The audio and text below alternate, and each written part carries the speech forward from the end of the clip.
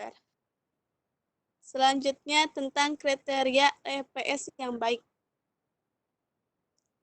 Yang pertama, keluasan, cakupan, dan ketajaman analisis lingkungan strategis sekolah.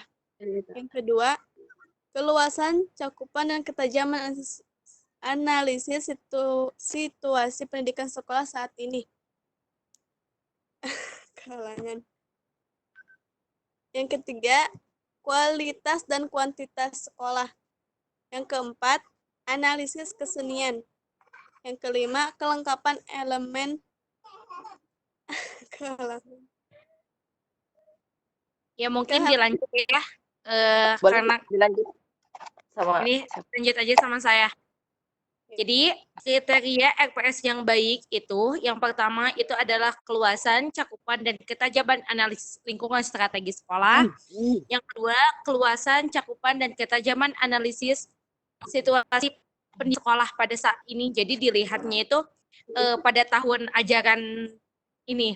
Terus yang ketiga, keluasan dan kualitas dan kuantitas situasi pendidikan sekolah yang diharapkan. Selanjutnya analisis kesenian. Selanjutnya kelengkapan elemen renstra atau rencana strategi.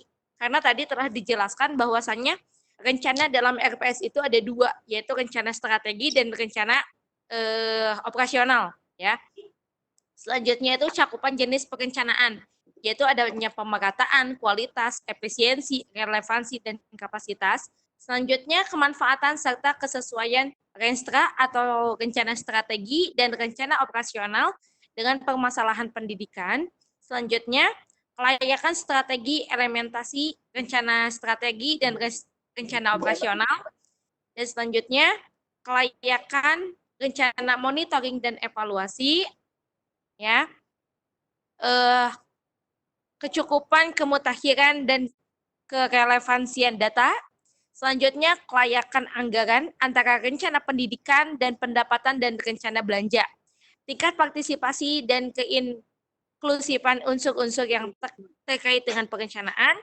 Selanjutnya, sustainabilitas SDM, emis, dana pendukung, dan sebagainya. Sistem proses atau prosedur dan mekanisme penyusunan RPS.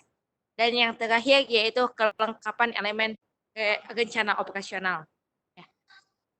Mungkin hanya itu pemaparan materi dari kelompok 9. Kami akan membuka sesi tanya jawab kepada 3 orang penanya ya. Atau satu aja? Satu aja. 3 orang atau satu? Satu. Kita melihat waktu ya. Ini udah 11:30. Kita membuka untuk 3 orang penanya. Mangga, silahkan.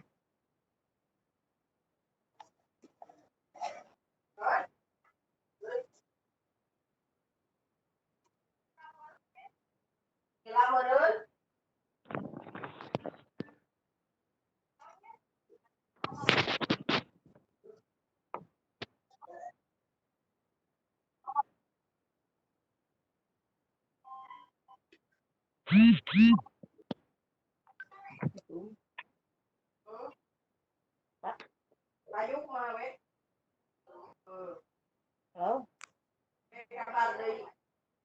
Apa?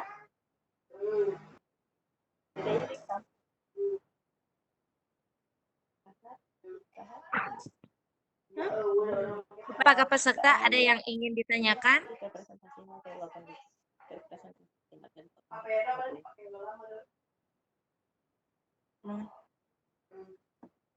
Mangga Kang Teteh, ada yang mau ngejawab bertanya?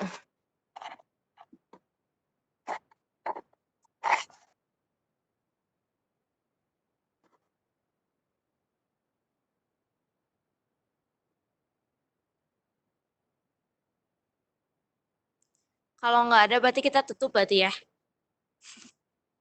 Tutup aja.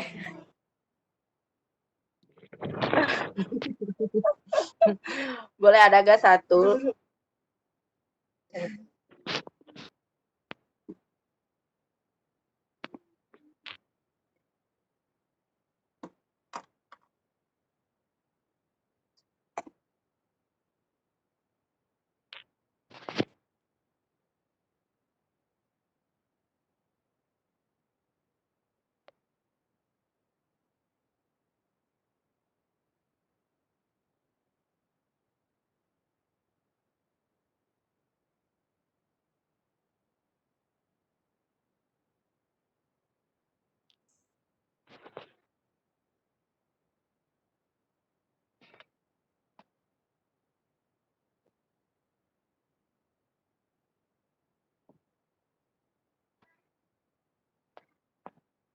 bertanya?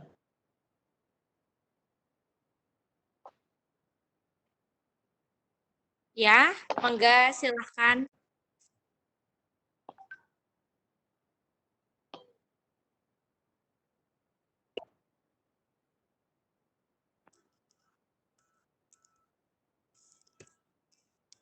Itu teh di chat ada.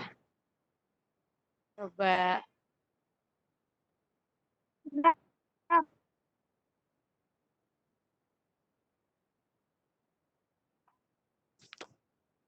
Aku lihat dulu chatnya. Oke, pertanyaan pertama itu pengembangan kompetensi lulusan itu apa? Katanya. Pengembangan potensi kelulusan ya? Kelulusan itu seperti apa maksudnya?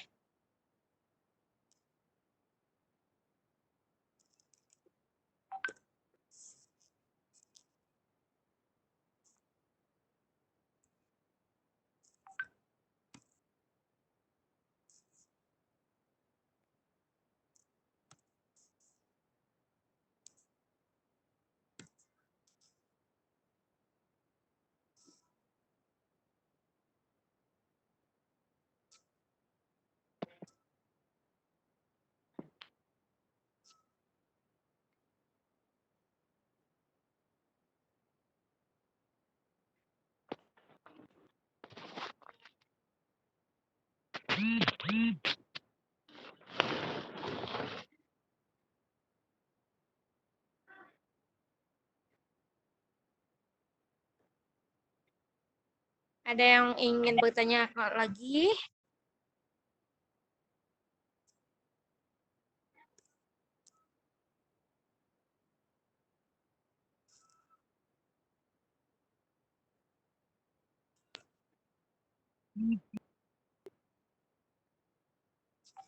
Pertanyaan selanjutnya ini bagaimana contoh RPS jangka pendek gitu.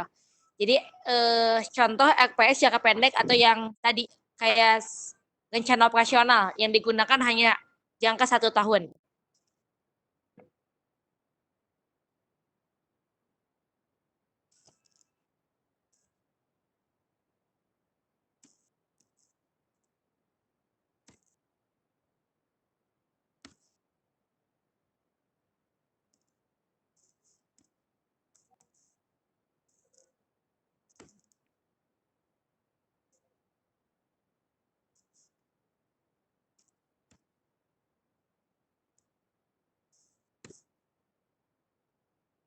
Udah ada 2 penanya, mungkin ditambah 1 orang lagi, mangga.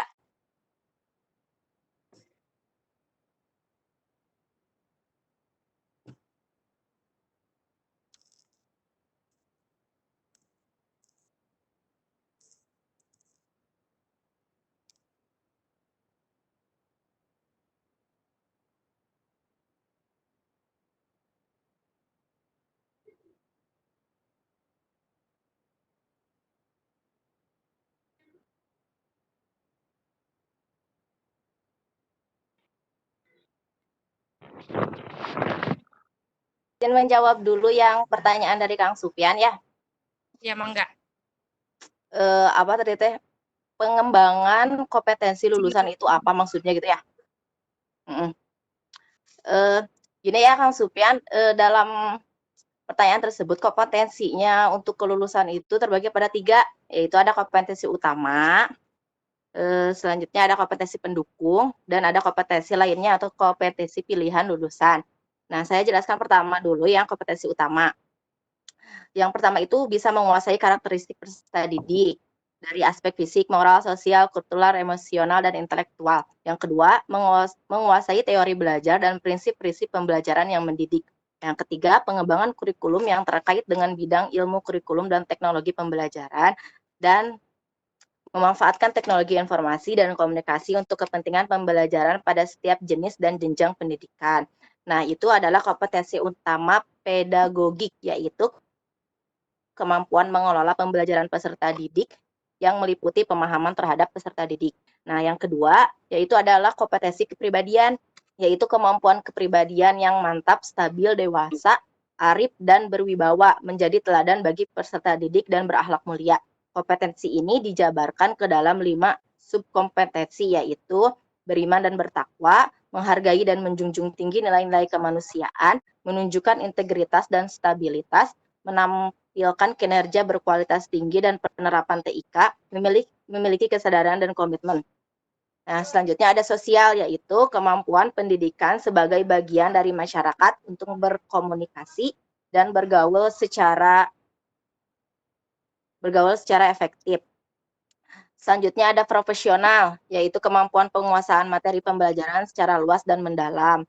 Nah, itu kompetensi utama yang harus dimiliki oleh lulusan,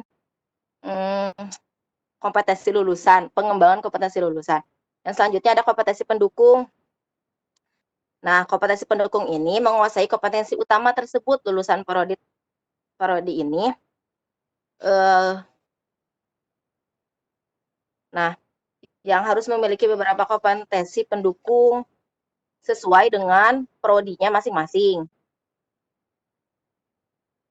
Nah, selanjutnya ada kompetensi lainnya, yaitu kompetensi lulusan.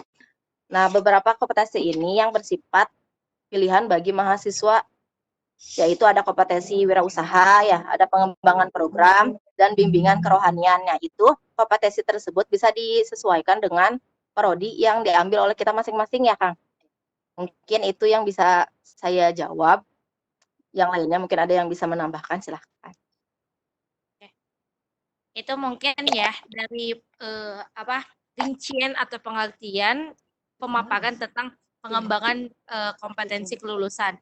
Jadi tadi yang telah dijelaskan oleh Teh Zahra itu bahwasannya kompetensi lulusan itu kan ada kompetensi umum dan kompetensi pendukung ya Teh ya. Ya, umum sama pendukung. Terus kalau untuk kompetensi lulusan itu dia kembali kepada dirinya. Ya paham. Ya gitu ya Teh.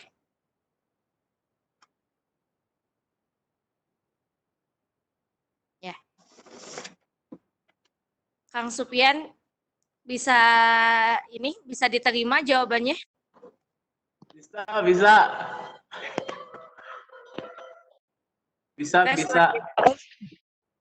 Contoh RPS jangka pendek. Jadi goblok.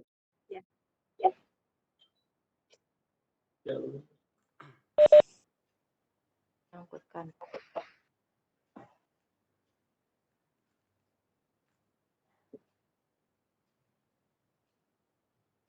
Ya, Teh.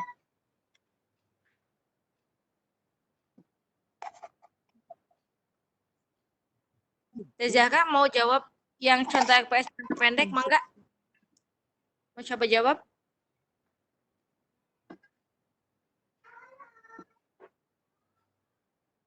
Jangka pendek tahunan gitu ya? Ya, yang cuman hanya 1 tahun.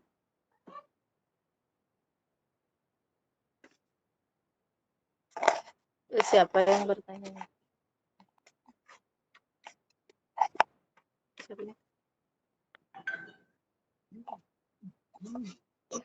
Siapa yang bertanya ya, Teteh? Bentar, dilihat dulu.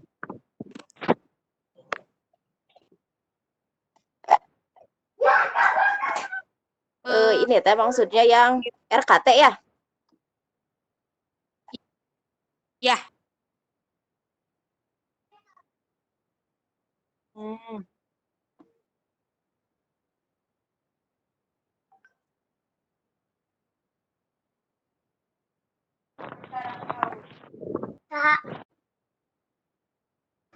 Ya. Oke, izin menjawab ya Teh. Yang kedua, pertanyaan dari Teh siapa? TSR ya itu. Santia Rohimana deh kayaknya. Oke. Dari pengertiannya ya Teh ya, RKT itu adalah rencana kerja yang digunakan sebagai pedoman dalam melaksanakan kegiatan sekolah selama 1 tahun. Nah, di sini ada bagaimana contohnya kan ya pertanyaannya.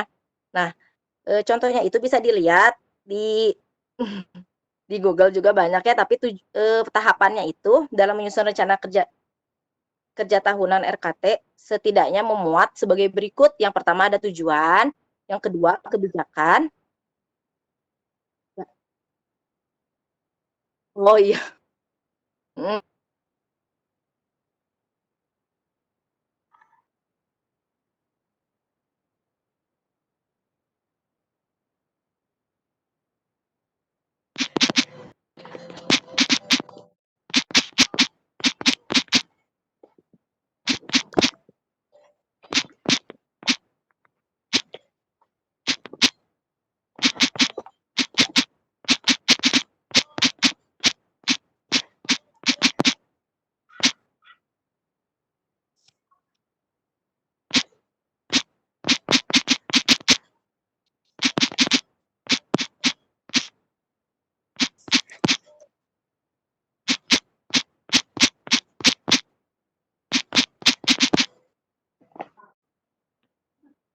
Mungkin saya coba jawab ya yang RPS jangka pendek. Jadi rencana pengembangan sekolah jangka pendek itu yaitu termasuk kepada rencana operasional yang dimana itu termasuk lagi kepada rencana kegiatan dan anggaran sekolah RKAS yang dimana dalam RKAS tersebut direncanakan kegiatan-kegiatan sekolah dalam 1 tahun tersebut ya. Jadi kegiatan awal tahun, jadi kegiatan dalam 1 tahun, kegiatan sekolah dalam 1 tahun dari tahun masuk ajaran baru sampai akhir itu direncanakan ya dan dianggarkan oleh sekolah tersebut ya. Kalau contohnya itu sih sebenarnya banyak ya, banyak dan RKAS itu contohnya itu agak rumit juga sih soalnya itu rencana kegiatan misalnya kegiatan siswa atau kegiatan sekolah dalam 1 tahun itu salah satunya mengadakan kegiatan penilaian akhir semester atau penilaian tengah semester, penilaian akhir tahun. Nah, yaitu adalah suatu kegiatan yang dilakukan sekolah dalam tiap tahunnya. Itu termasuk kepada rencana pengembangan sekolah juga. Tetapi itu jangka pendek yang dimana dilakukan dalam 1 tahun dan dilakukannya setiap tahunnya. Mungkin itu Teh. Iya, maaf ya Teh, baru masuk lagi tadi keluar.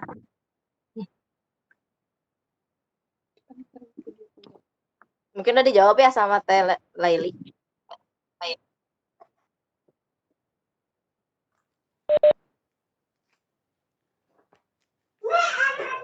Izin menambahkan Teh yang barusan ya. Oke, selanjutnya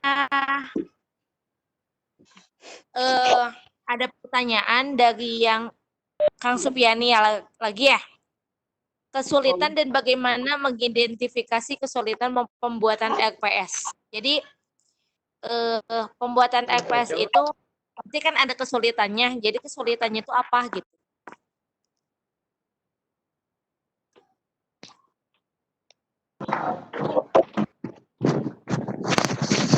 Kesulitan dalam pembuatan RPS.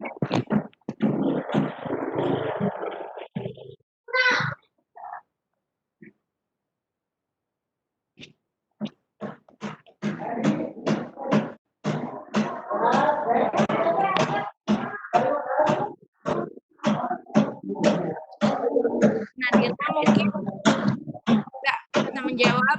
Jadi Fatimah, Tasbidino Kalimah.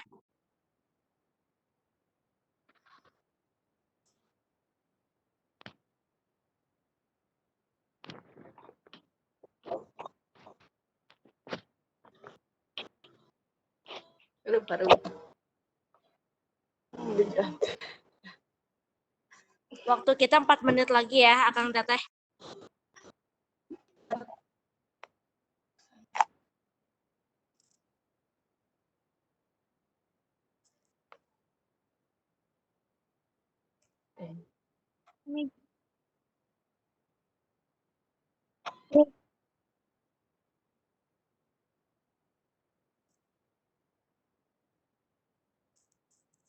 Kang Supyan.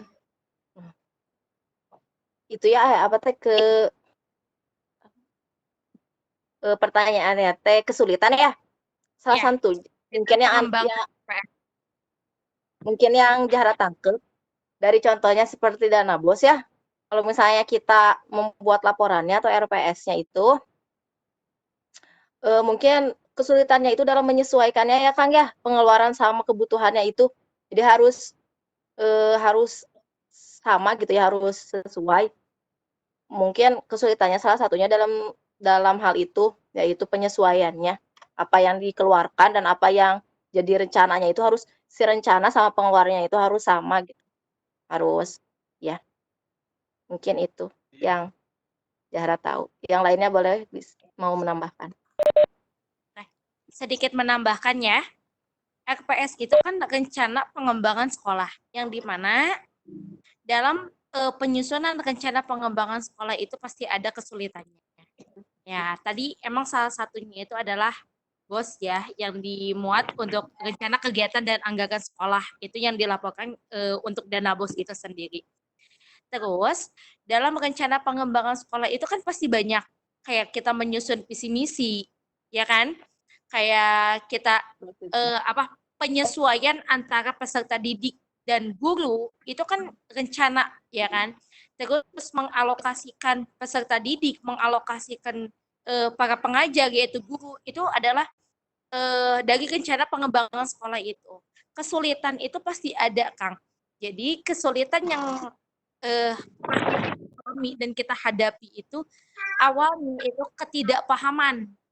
Itu. Kesulitan itu akan terjadi apabila kita masuk ke dalam area ketidakpahaman. Tapi kalau misalnya kita udah paham apa itu RPS dan bagaimana langkah-langkah dalam penyusunan dan bagaimana kriteria RPS yang baik itu, insya Allah kesulitan itu tidak akan terjadi seperti itu. Bagaimana Kang Supian? Siap. Oke. Oh. Ya.